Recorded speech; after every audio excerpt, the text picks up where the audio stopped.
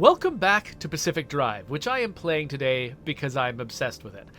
You wouldn't be able to tell I'm obsessed with it by my map here, because I haven't made a lot of progress. At least not geographically, I haven't made a lot of progress. And that's just because of the way that I play survival games. I tend to be very conservative, and I tend to basically do all the preparation I can at one level of progression before I move on to another level of progression. So, I've got a vehicle that is getting pretty tricked out now. You can't really tell how nice it is because I don't have the paint and the decals on all the parts. This is because I've kind of started a new strategy for maintaining it in good repair, rather than using all my chemicals to make repair putty, which is kind of a rarer commodity. I've been making a bunch of extra parts. Oh wait, why is the suitcase there? That's weird. I didn't think I had put that there. You go over there. I've been making a bunch of extra car parts and just either keeping them lying around here or keeping them in the thing what repairs them. And so I've got a bunch of really nicely painted, decaled car bits in there, but they're not here. They're not on the car. I've got a bunch of just raw, unpainted or just primered bits in here, but that's okay. The car is supposed to look kind of ramshackle. Since the last time we played, I've added some floodlights to the side of the car, which I can conditionally turn on when I go out in the dark. So that's nice. I've still got my side storage here. And basically, so what I am intending to do today is try out something I have not done before, which is go to a place that has got a number 2 next to it. And I don't quite know what the number 2 means. I assume it means that, so I've got this thing, it says 3 scanner charges right here. And so I think what that means is I can jump to a new location 3 times. And so when I only have 1, I can go 1 step and then come back. I think that having multiple scanner charges means that I can now go 2 steps. I don't know if that's true. Maybe I could always go 2 steps. I don't know. I don't know how anything works. So, but I'm going to try this. This is a place I've never been to before. And, oh. Okay, so it lit up. Okay, so my destination is here. But it lit up this destination or this destination. I wonder what that means. Do I have to go through one of these before I get to the other? Or will it just automatically bring me through? Oh, one thing I should note. Okay, so once I selected this destination, it says that there is a disruptive discharge condition. And it looks like that means that my battery is going to be depleting constantly, maybe? Or I'll just have lower battery capacity? I don't know. We'll have to see what it does. That does make me wonder if there's something I ought to do to be prepared for that. I've got 1 battery jumper in my side storage. Maybe I should craft another one just in case that's something I'm going to need. What do I have? Oh yeah, I've got plenty of the equipment necessary to make this. So let's bring a second battery jumper, which I think will just stack in here, right? Yeah. Okay, so we got 2 battery jumpers. So Random Court is saying I should better see a doctor about that discharge. By the way, I should say hi to the Plath, Zedric, Kiwiburn, Cogs, who've all showed up in my chat. So, start the car, put it in drive, and get on the road. It looks like, I don't remember if my last session was at night or in the day. So I don't know if this is the sun going down and this is about to be a night mission. Night mission with the battery depleting is going to be interesting. Or if this is the morning and this is going to be a day mission. So I guess we'll find out. Okay, so I guess... Can I just go here? It looks like I can't. So, does this mean that I need to go to one of these places first? And this says it has no stable exits, so maybe... No? Maybe I can't go here? So maybe I have to go here first and then go through the whole process? Or, no, wait a minute. The levels have got those exits in them, right? So maybe what I need to do is drive to an exit, which I've never used an exit before. Maybe I need to drive to an exit on this map, and then that will take me to the next map. But then the next map, this is where I'll do like the final like teleport myself home deal, I think. Let's see if that's how it works. One of the fun things about this game is just not knowing how it works and trying stuff and hoping you don't die.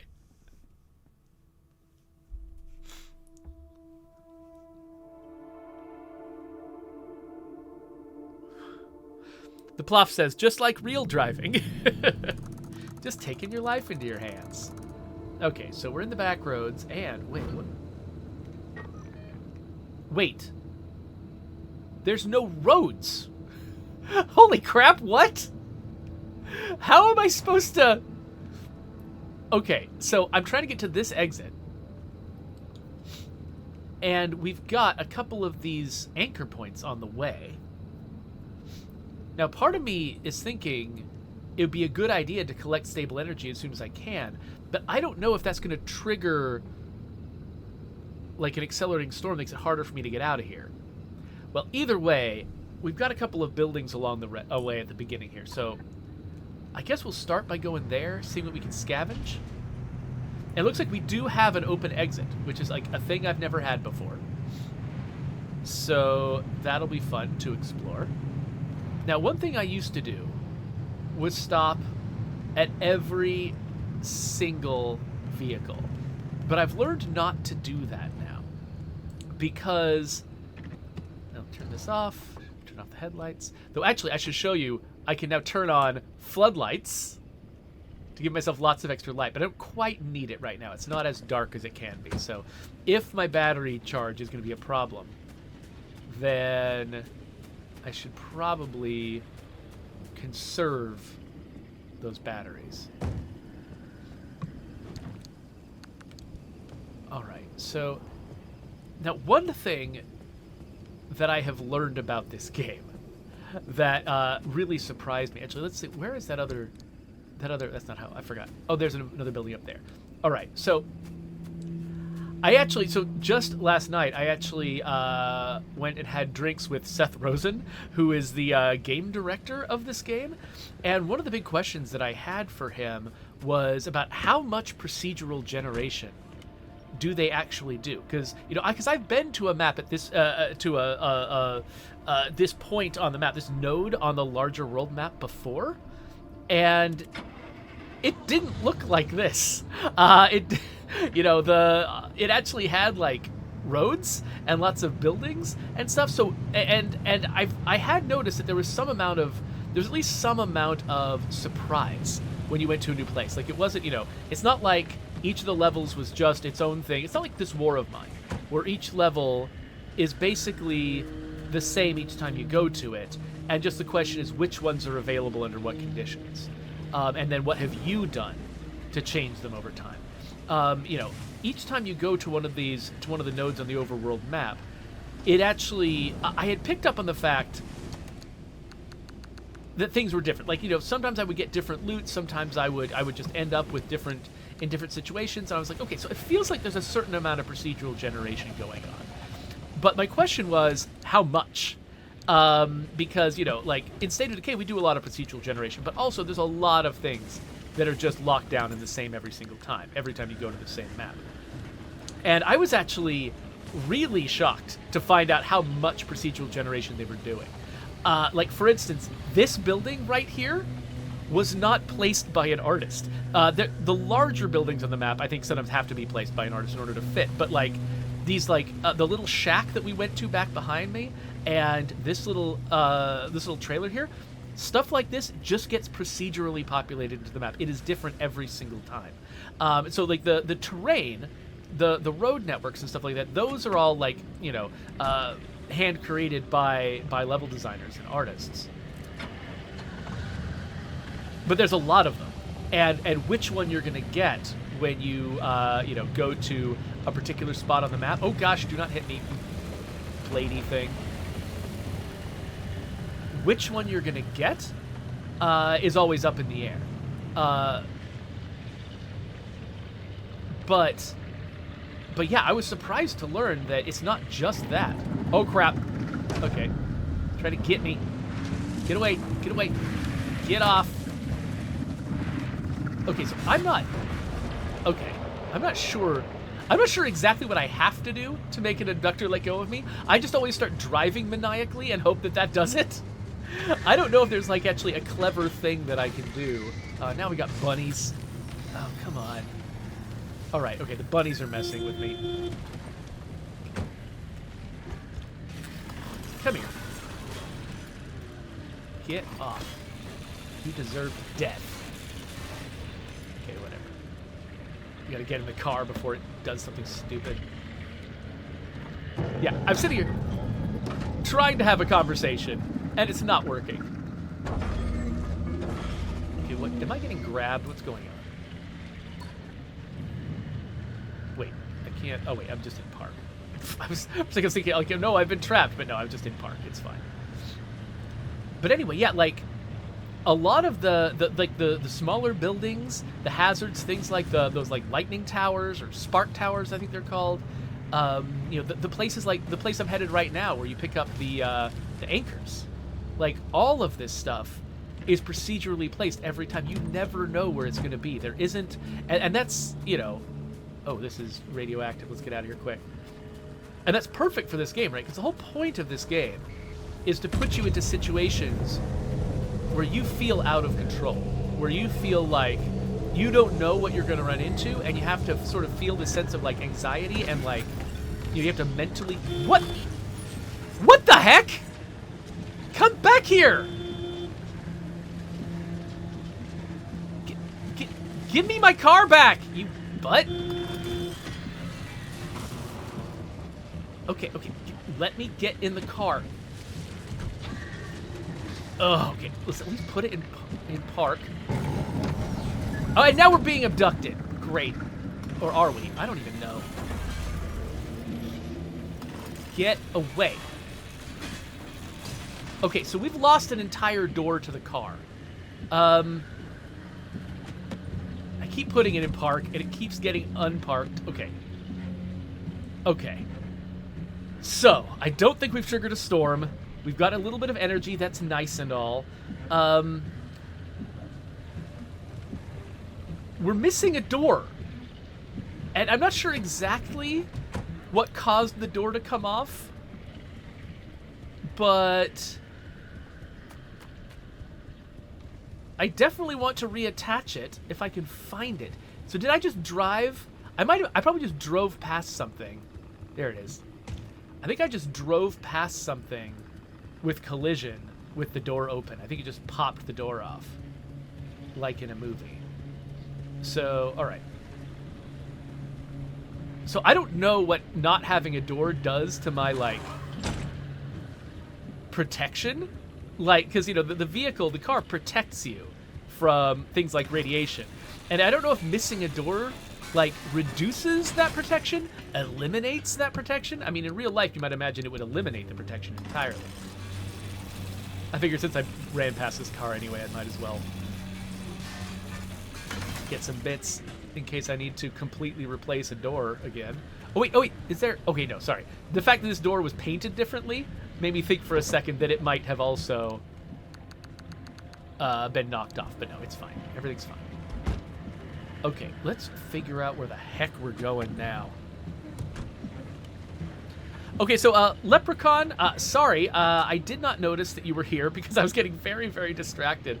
Thank you for joining my chat for the first time. So he's asking me, since what year are you an Undead Labs developer? So I joined Undead Labs in 2013. Basically, I think like 2 weeks after State of Decay 1 came out. So I don't get to take any credit for State of Decay 1. They made that without me. But I was brought on because they were starting to move on to a different game that didn't end up getting made. Like, I mean, a lot of it got made, but it ended up getting canceled before it could be finished. They were moving on to another game, and they needed somebody to design expansion packs for State of Decay 1. And so that was my beginning. Like, I worked on the on Breakdown, on Lifeline, on the PC port, you know, all of that stuff on the Year 1 Survival Edition. Like, State of Decay sort of became my baby while a lot of other people, you know, on the team moved on to a different game. And then on State of Decay 2, I was a senior designer in charge of a lot of the systems, including like the character systems. The character systems were my favorite thing that I was in charge of, though there were a lot of things. Okay, so here's a problem. Anyway, that's my history with State. So now I'm on State of Decay 3, and I can't tell you very much about that. Okay, so I need to figure out, before I grab that thing, because last time I was suddenly attacked by a bunch of monsters. I need to figure out where I want to point my car. So I want to go to the left, right? In fact, let's mark the exit I want to take. I want to go up this way. Now, if there isn't much of a storm or whatever in response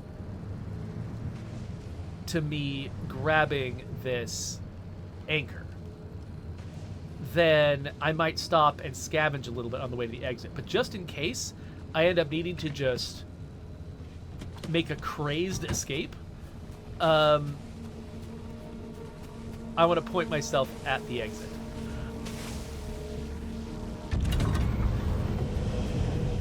Because I've never actually been aimed at an exit before. I've always been aimed at the giant teleportation thing, which is associated with the storm. And so I don't know, like, when a storm happens, am I able to escape using one of the normal exits? Or do I have to actually avoid triggering a storm when I'm en route to another location? Because the storm will mess me up and I'll have to escape via teleportation, which always takes me back to my base. Which I'm assuming always takes me back to my base. You know, I just realized I don't know if I've ever scanned. I'm not getting the storm yet. Oh wait, that's just a slope warning. I don't know if I've ever scanned these little blade boys. I think I want to scan a blade boy.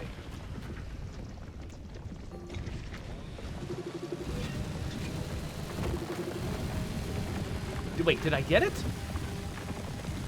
Oh, yeah, okay, that said can opener. For a second, I took that literally. It's like, why is it talking about a can opener? It means, like, that thing is called a can opener. There's a thing off to my right. Oh, yeah, there's a couple... So far, I'm not seeing a lot of evidence that there might be a storm coming soon. So I think I'm going to waste a little bit of time and run over here.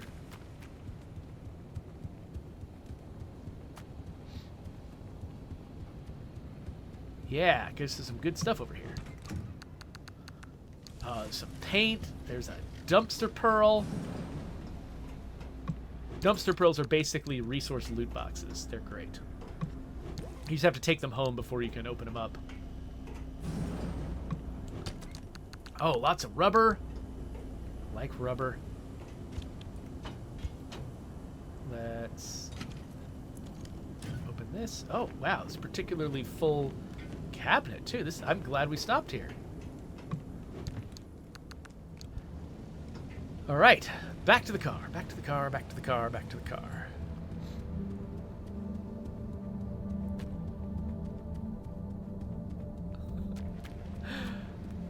So, interestingly, Leprechaun, the guy who just showed up, says, I'm glancing back at the chat again. Apparently he said that being a lead systems designer sounds easy. I mean, I don't know what kind of easy you're talking about. Like, physically, it's not like working on a road crew or something. You know, I mean, I sit at a desk and I type things and I go to meetings. So, I mean, there's ways in which you could definitely call it easy. But the systems of a video game are... It's particularly a game like State of Decay 2, which is all about, you know, managing resources, building stuff, having, you know, procedurally generated characters that all need to feel real and relatively balanced. Oh gosh. Oh, stupid thing. All right. Get off. Where are you?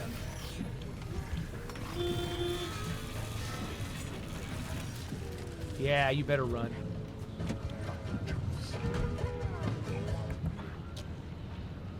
Anyway. Oh, and there's an abductor. Cool. Let's just give that guy a wide berth. But yeah, so the thing is, like, a lot of the decisions that you don't like in the video games that you're disappointed by are systems decisions. You know, like, why did they make it work that way? Why do the rules of the game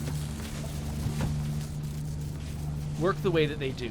That part of the game felt unfair. That part of the game felt cheap. That was, you know, felt unbalanced. All of those decisions were made by systems designers.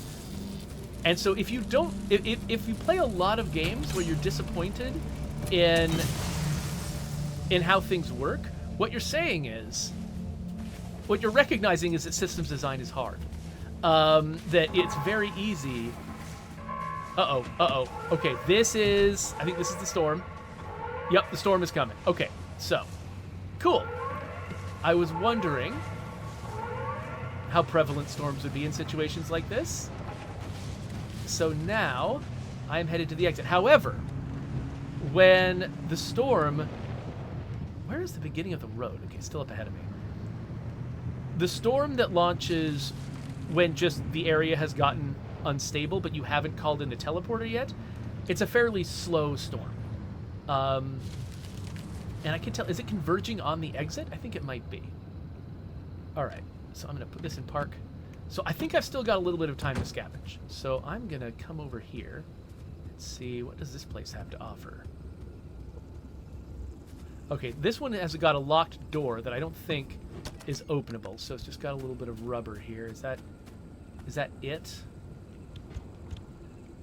I've actually got...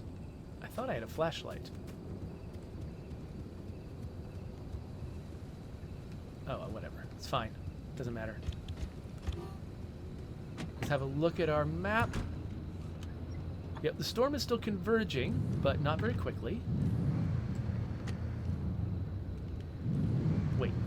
Oh, I just put it in park. Well, I left it in drive? I guess I did. I do that all the time. I can never keep track of whether I have left the car in drive or in park. Okay, so again, storm isn't here yet. I'm gonna run over here. This one, okay, this one's locked as well. So unlikely to have very much. Just a little container over here.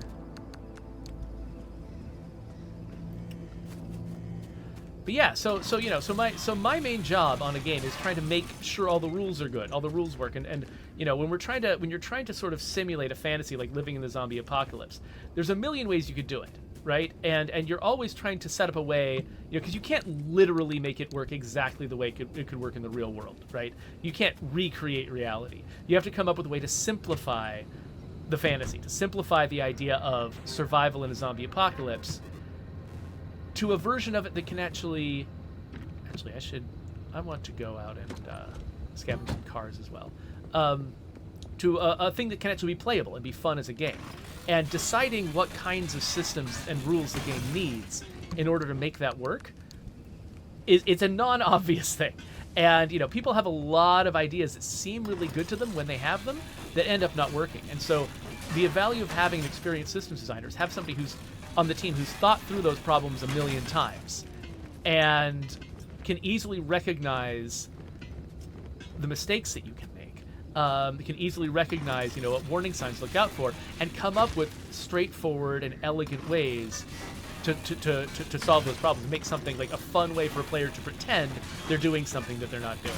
So I think that it is very common. You know, systems design is kind of like writing, in that, you know, because writing, just the technical process of writing, something everyone learns in elementary school, it's very easy to treat the career of writing like it's not a big deal, like anyone can do it. Like, well, why didn't you just write a good screenplay? Well, why didn't you just write a good novel? You know, and that it's easy to make that sound really easy because of course everyone can write, but not everyone can write like Stephen King. You know, not everyone can write like Brandon Sanderson or like Frank Herbert. You know, like being able to write, like properly write, is actually a big deal, and it is actually a thing that's hard to do. And I think systems design is very similar, because like everybody, you know, they know when they've played non-fun games, and they can explain why they didn't think the game was fun, and so they're like, well, I can do this job. This is really easy. Just knowing whether a game is fun and knowing how to make games fun, how hard can that be? That doesn't require like a technical skill that you obviously don't have. It's like, you know, being an artist in a video game, you know if you can't do art. You know, being a programming, you know if you don't know how to code. But it's really easy to think, oh, well, obvious, you know, systems design is just obvious. Everyone knows how that works. So it's not a real job. It's not an easy job. I mean, sorry, it is an easy job. But I think you would be surprised. I think that if you suddenly were dropped into a systems design job and you had to do it well, I think you might be surprised to learn how many mistakes that you make the first time that you do it. How, you know, having everyone rely on you to be a source of good ideas and good solutions when they're non-obvious, how stressful that can actually be. And you have to make, you know, big, elaborate plans that solve a lot of problems simultaneously for a lot of different people, but then still feel simple and elegant enough to a player that they can grapple with it with you know, with no problems at all. Like, that's a big deal. Okay, so I am here now. I'm in extreme conditions, and it's called disruptive discharge. Does that mean that my battery does seem like it's going down, but maybe that's just because of I don't know what disruptive discharge is. We'll have to find out. Okay, so I'm starting up here. If I want to get something out of this place, I mean, there's a huge pile of energy here. That is something I would like to grab. But I also would love to get whatever this is, because it seems special. And there's a whole cluster of buildings over here. Oh, and a gas station. That wouldn't be bad. Oh, hard to... Okay, so I think the thing that's most important to me is probably the energy. So I think we'll go after the energy.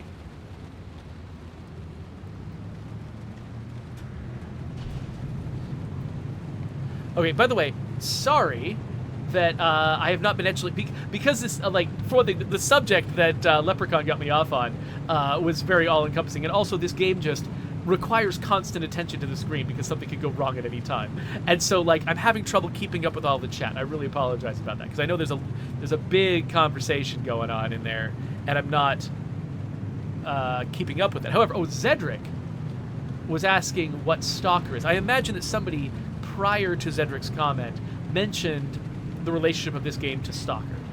So Stalker is a lot of things. Originally, Stalker, I think, was a novel written, I don't know if it was a Russian novel or a Ukrainian novel. It was written somewhere in Eastern Europe, but it's about the idea that, you've got the existing Chernobyl exclusion zone, right? Which is you can't go to Chernobyl because of all of the radiation from the Chernobyl disaster.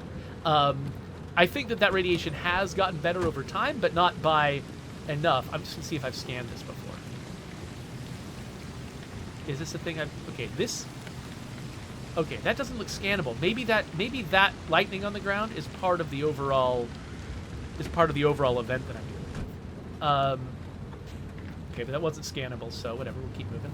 But yeah, so it was novel, and then it was like an art house Russian movie, I think, was made based on the novel. And it's a very well respected movie. Not the easiest movie to watch. It is very slow and surreal. But it's about people, basically both the novel and the movie were about a version of the Chernobyl exclusion zone where something weirder than Chernobyl had happened. Okay, looks like this is just off the road over here. But yeah, it's where something let me turn on the floodlights too, just so it's easier for me to find the car. I'm sure that'll be fine and I won't regret it.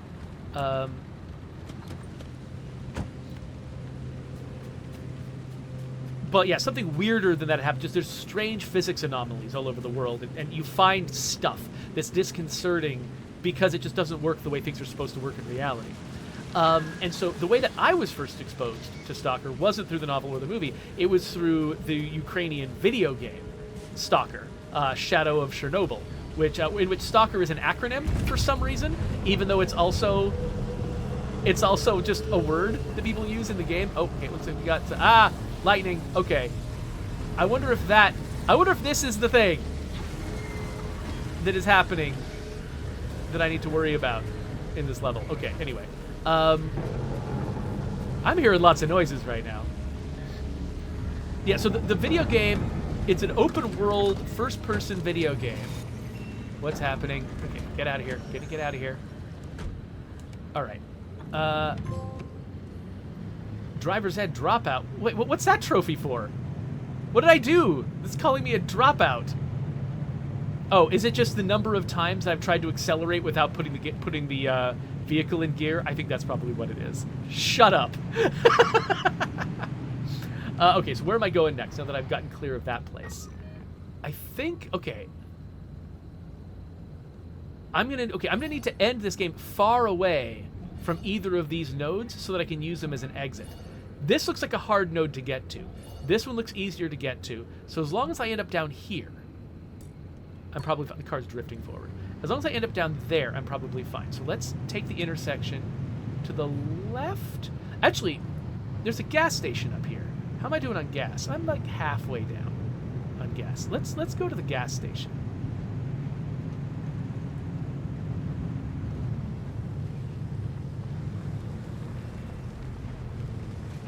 And then we'll go further down.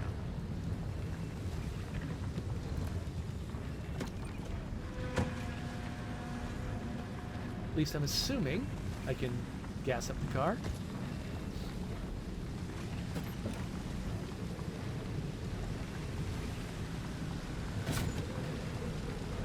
All right, that seemed good. Now, while I'm here, usually, okay, so if you want to very quickly salvage a car, always salvage the trunk, because the trunk has got extra stuff in it in addition to what you get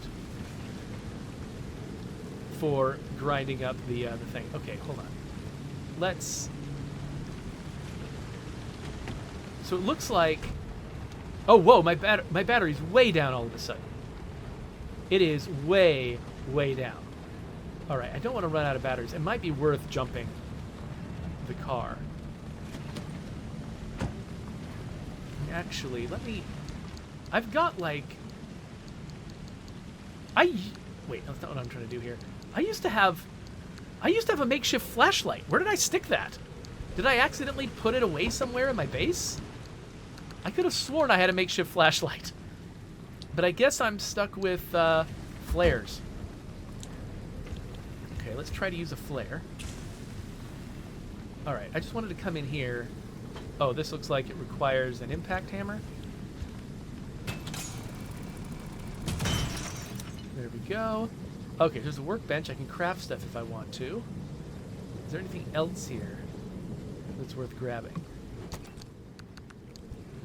Oh, but anyway, I was talking about Stalker. So yeah, so Stalker was an open world video game that had, basically the idea was you are trying to, explore this world. You are a stalker, which is like a person who goes into the exclusion zone, full of all these weird anomalies, and tries to collect weird things and sell them, to the highest bidder. And there's other stalkers out there. There's factions of stalkers.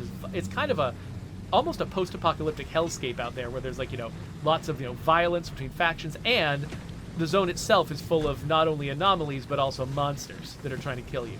So it's a pretty exciting game. And, oh, okay, I'm far enough from that point right here. That's good to note. All right, so yeah, let's make a left turn here. We'll head down this way a little bit. But now, yeah, that's good to know that I could basically kick off my exit. What is that? Okay, that's a thing. That's an anomaly I've never seen before.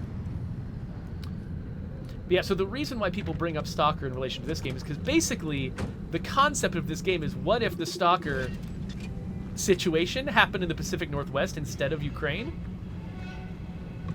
And what if you had a car? Basically is the pitch of this game. It's Stalker in the Pacific Northwest with a car. And without a bunch of psychopaths trying to kill you. That's basically, though I don't know. I can't be sure there aren't psychopaths. I'm pretty sure there aren't psychopaths, but I mean, how can you tell if there's a psychopath until you see a psychopath, right? Why did I just... Okay, I keep forgetting which cargo container I'm looking at. Because I keep my resources in here. I keep my tools in the other spot. Okay, let's keep going. Yeah, we're going to keep going down this road. Oh, wait a minute. Is that a second... I think that's a second building over there that I missed. Hold on a second. Oh yeah, there's a second building over here that I missed. Is there anything in here? Just a little bit. Okay. Oh wait, oh, there's a backpack. Boink boink. There we go.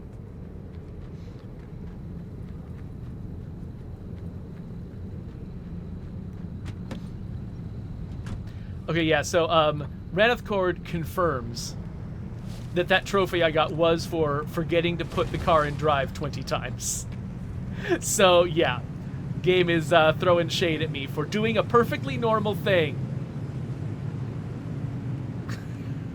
It's fine. It works. Okay, I am going to want to jump my battery soon, I think, because we are... The thing is, I don't know if...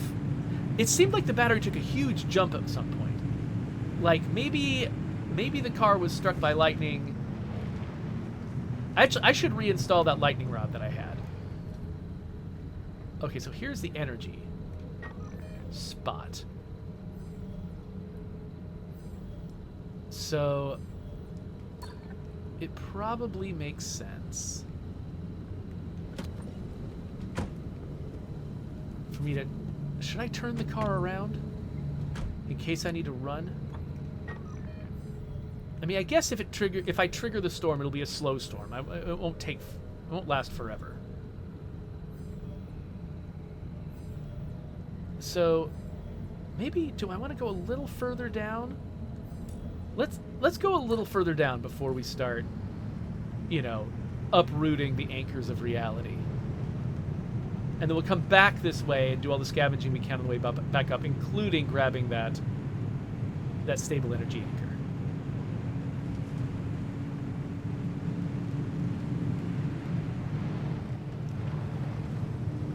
Okay, so we've got another little electrocution site over here. And yeah, our battery's getting low enough.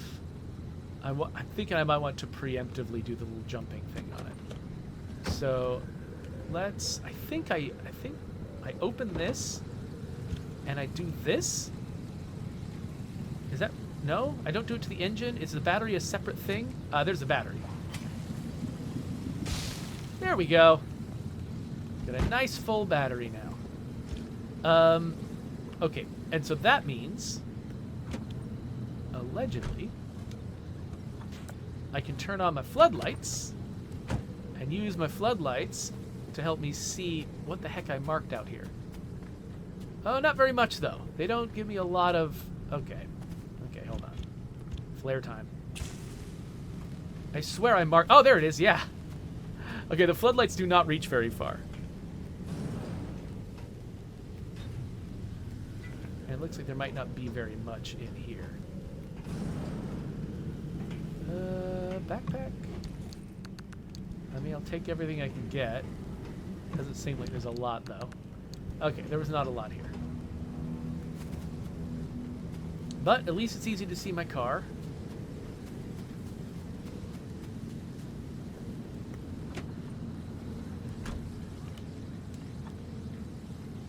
And so where else do we want to place them? I turned off the floodlights. Why is it so bright in here? Oh, what the heck? You can leave the dome light on in this game? That's why my battery suddenly... Oh, it's at 24 now. That's why my battery ran down. The dome light was on. Did the bunnies... The bunnies turned on the dome light.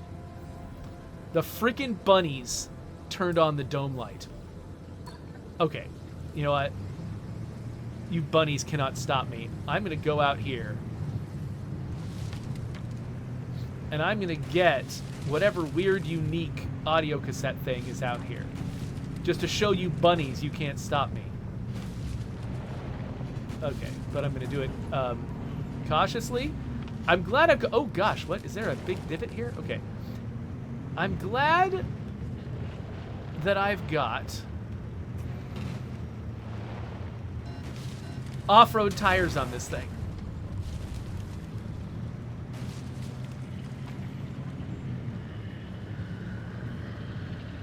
Okay.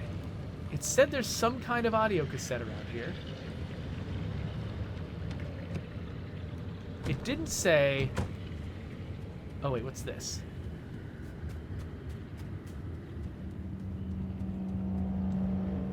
There we go. The Mysterious audio recording. I'm gonna play it. Am I? The press coverage of limb technology is bright-eyed and bushy-tailed at first. In the decade between 1955 to 1965, limb is called many things.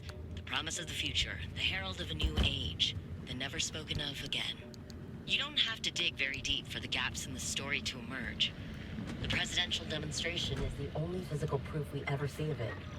Compared to the Manhattan Project, developed under airtight shroud of secrecy, why was limb paraded around in the papers? And if it really was the technological quantum leap to answer all our wildest dreams, why did it blink out of existence? The story of limb technology is one hell of a maze, and the key to it is a woman named Dr. Ophelia Turner. Did Ophelia Turner, by all measure a failed physicist as far as her public record goes, truly invent limb technology? Or was she held up as a Rosie the Riveter for the Cold War? An Atomic Annie to excite the masses during no-holds-barred race against the Soviet Union?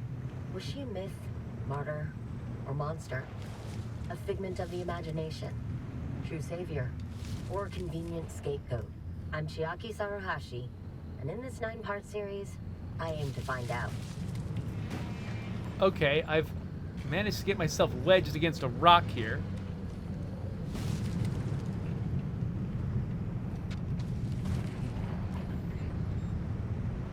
Okay, so we're back at this place.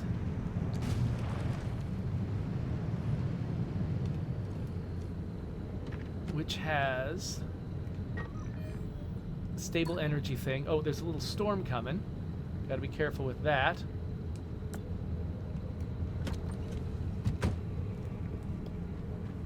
And, oh wait, have I searched these houses yet? I don't think I have. Well, let's do that. Oh, wait. Oh, there's radiation, isn't there? Hold on.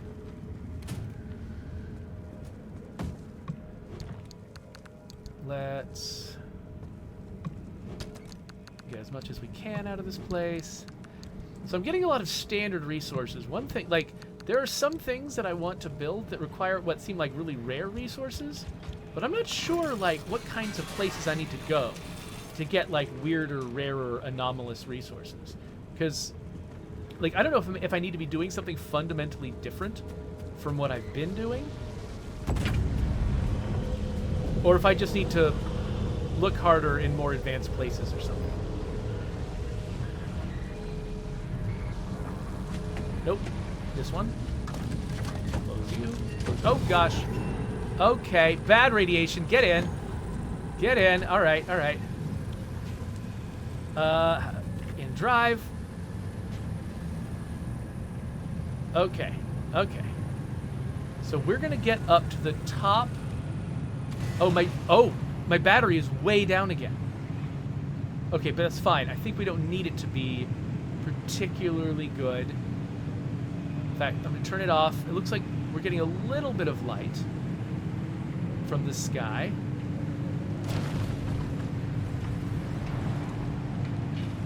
All right, I need to turn it on here and there. Okay. Oh, wind is trying to blow me into this, whatever this crack is that I do not want to get blown into.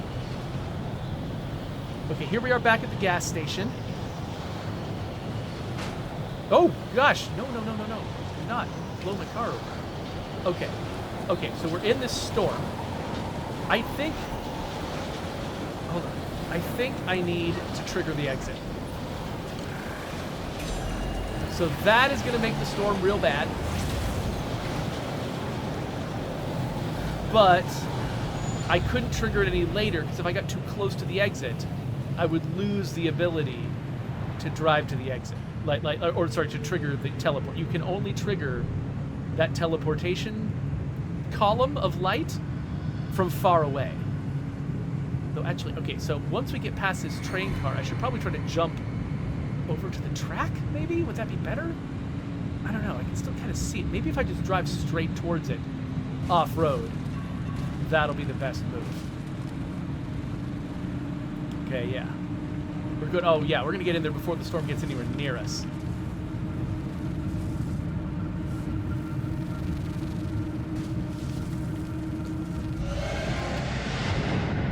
Whew! I got a trophy for, I don't know, collecting more energy than I usually do, maybe?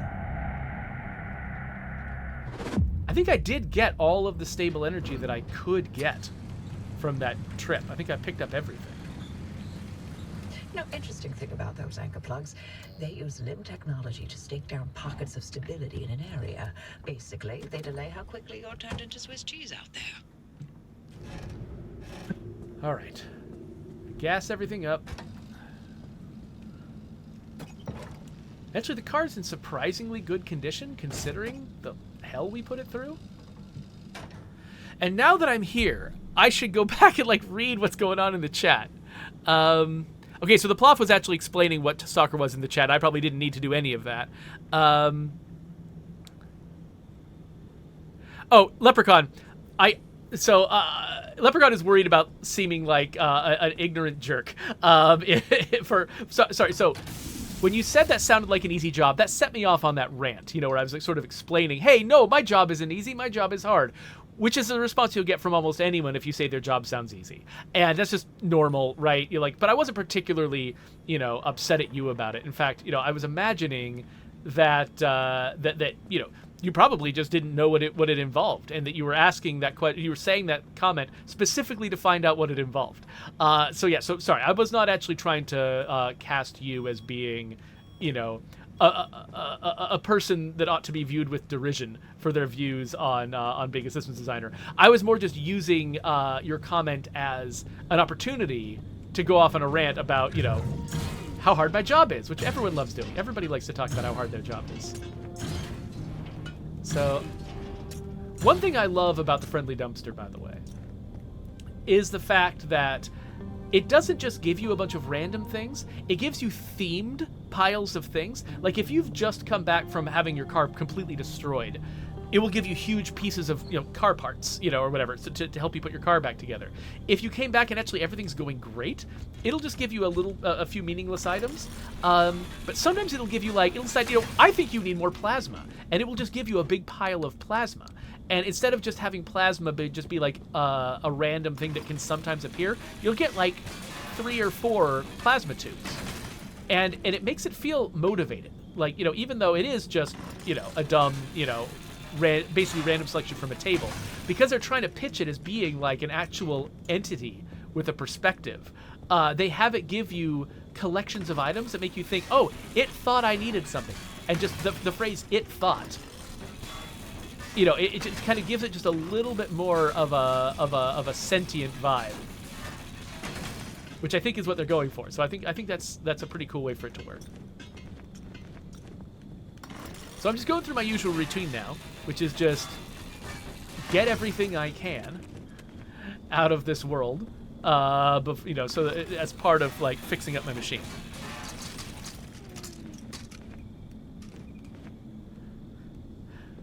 I think that's everything. Yeah. All right. So now, take all the crap that I just collected, stick it in here, and then I'll pick this up, go in here, and then get everything else out. And oh, that's where my flashlight was. Okay. Then I'll take the paint that we picked up. I'll put that away here, so we can paint the car different colors if we want. I will take, there's one item I got in here, the dumpster pearl. Put it in the deconstructor. And if I pick these things up now, will they go into the container that I'm holding? Or will they go into my inventory? Okay, I need to make the fax machine stop. Stop talking to me. It's in French, not French, it's in, that was Spanish, wasn't it? It's in Spanish. Okay. So now, I've got this stuff all organized. So there's certain resources that I put in here. And it's mostly the resources that are extremely plentiful that I stick in here. And it looks like, oh, actually, I think I've just run out of space. Even for the plentiful ones. Well, you know what? Let's... Whatever. I'll worry about it later. You don't want to watch me, like, meticulously organize things. That's not fun. Oh, I just realized I've got a few more items. Actually, wait, do audio cassettes, do they go in the fax machine? I don't know if audio cassettes go in the fax machine. Oh, wait, that's not how you do it. You go like this. Yes, they do go in the fax machine. And I've got a couple of more, like one more thing of paint that goes in the paint pile. And one more item. What is this? Cactus shifter. Oh, it's a shifter. Oh, I can have a new gear shift now. Look at that. Okay, so now we've got a gear shift. Let's drop this thing. We have a gear shift that looks like a cactus. Yes, it looks like a little cactus guy. Okay, that's pretty cool.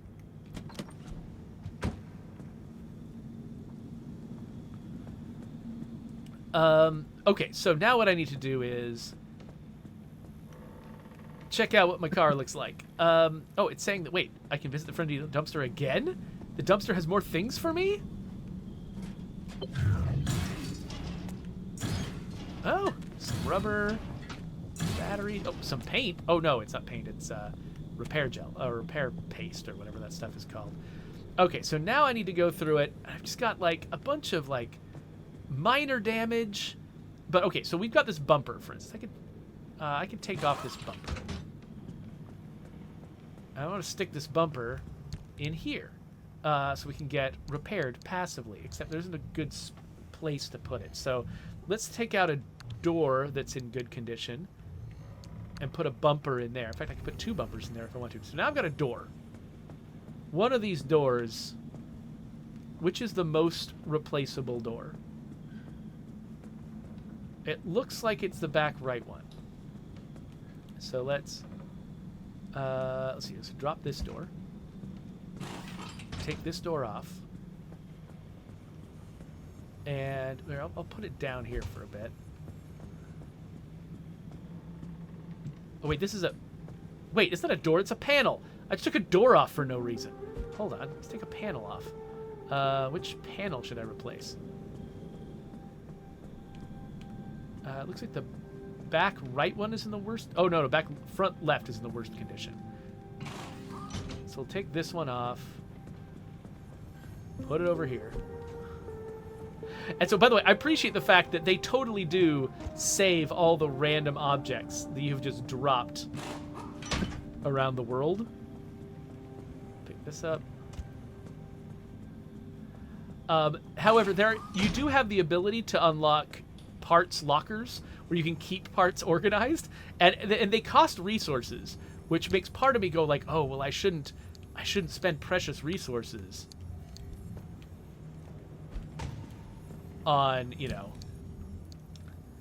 on something that I don't necessarily need. If I can pile stuff around in the world like this, then I don't need to spend resources on a locker. But at the same time, I mean, who wants to dig through that, right? It's probably a good idea to not be doing what I'm doing.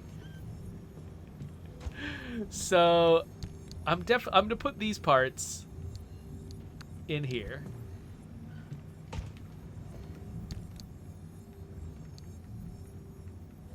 Like that. Okay, yeah, and they're gonna get fixed. And okay, I've still got a door I need to put on, so hold on. Let's get one of these nice doors. And how many doors and panels do I actually have? It looks like I've got 2 panels and 2 doors. Well, let's find some doors and panels that are in semi-bad shape, like this one. Take that one off. Put it in here. And let's take a panel off. I think this one.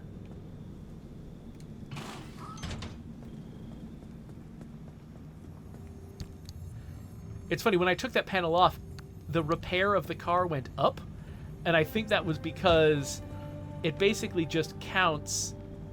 Like, it doesn't count a missing piece as 0%, it counts it as nothing. It just doesn't figure it in, I think. So you can take all the pieces off your car and it'll be 100% repaired, is the impression I'm getting. Okay, so we're at 91% on the car now, so I think we're probably good enough to get going.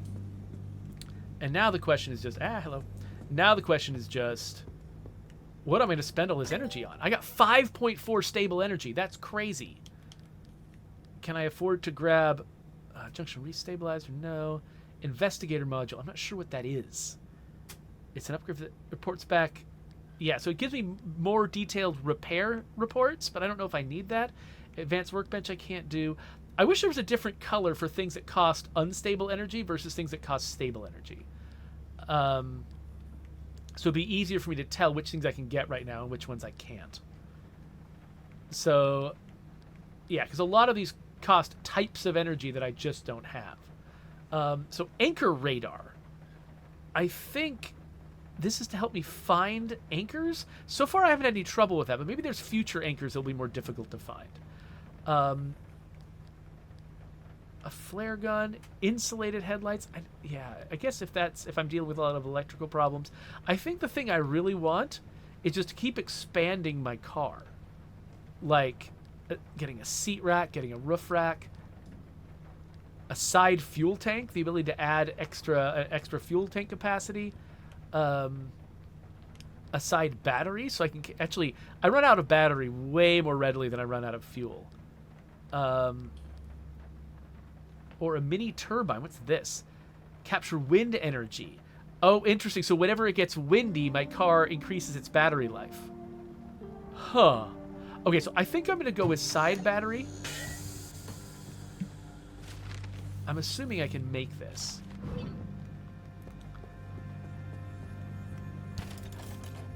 So let's see, where...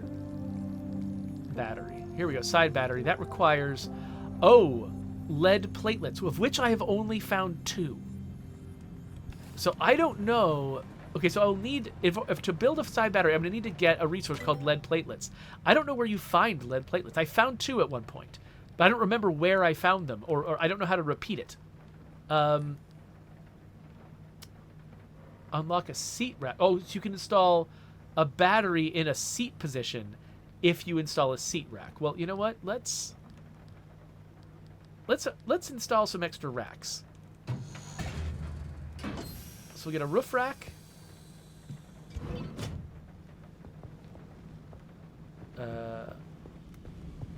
Which I think goes up there. And let's get a seat rack. Oh, assuming I can. Hold on. Oh, that needs 4 steel sheets. I can get 4 steel sheets. That's not a problem. Let's make some steel sheets. 1, 2, 3, and I already had 1.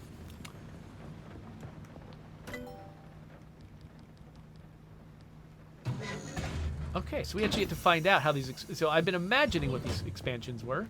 Hadn't actually seen them in action. So let's put our first seat rack behind the driver's seat. Okay, so now I can install a piece of equipment back there where a seat would normally be, because there's no other characters. I don't need those seats for people. So now, theoretically, I could install a lead acid battery in that spot, except now I don't have enough stable energy for it. I wonder... Hydro generator. Yeah, so... Or a solar panel. Oh, that needs an advance. Okay, so I've been trying to figure out what I want to install on my remaining side rack.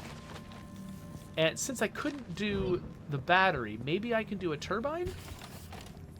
Let's see. Mini turbine.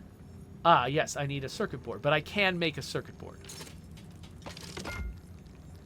Okay, so I can make a mini turbine. And so that means that whenever it gets windy,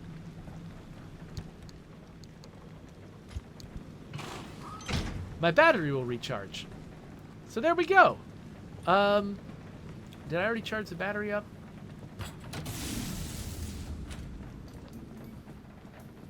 Okay, it looks like the rear bumper is still a little bit sad.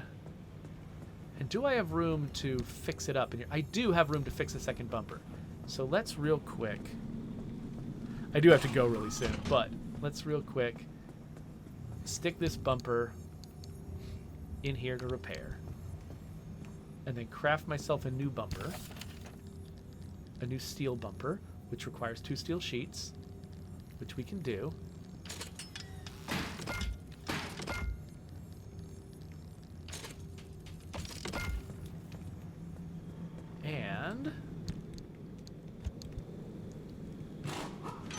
And so the thing that's great about this is we didn't have to use any of our repair putty. Oh, it only stacks to 3. Okay, never mind. We didn't have to use any of our repair putty. I'm going to put the repair putty in here then. Yeah, we didn't have to use any of our repair putty, which still feels expensive to me. So... But the car's in good enough shape. It's at 94%. That's great. We're ready to go. And now I'm going to go back and try to read some of my chat before we have to get out of here. Let's see here. So M. Haxwell Gaming was wondering about how to get the Mickey Wilkerson questline achievement. He says, I've been going through Trumbull missions over and over, but it always stops giving me their missions. Someone told me it's probably because I took Cleo in my base and now it postponed that mission? So I think... I think Mickey's storyline... Raneth Court is saying that, that Mickey's storyline is completed when Mickey moves into the church. And I think it might even be more than that. I don't know if it's when Mickey moves into the church or if it's after Ray Santos dies in the church. And Mickey sort of takes over. And Ray Santos dying, that just takes time. Like, it just happens in the background slowly after he and Mickey move into the church. So I don't think the Cleo missions would mess it up. In fact, I think the Cleo missions, finishing them might be an important part of it. I'm not sure. But because I've forgotten some of the mission flow from Trumbull Valley. But I'm pretty sure that, like, basically, I think you at least need to finish Mickey's part of the Cleo-related missions. And you need to do Mickey's plot line where he's finding out about the fate of his family, and he's sort of trying to redeem himself, and then he befriends Ray Santos, and then he's there, to replace Ray Santos, basically, after Ray Santos dies. And I think it's at that point where Mickey's storyline is considered complete, because you want to see him get redeemed, right? Anyway, that was about State of Decay 2. This is about Pacific Drive, and we're done playing it, and I have to get to a meeting. So, there we go. There's a subscribe button, links to other videos. As I make further progress in this game, I'll probably come back and stream it again. Whenever I do, that'll go there. But, I don't know how long the story missions take, and so I don't want to do those on the air when I've got limited time.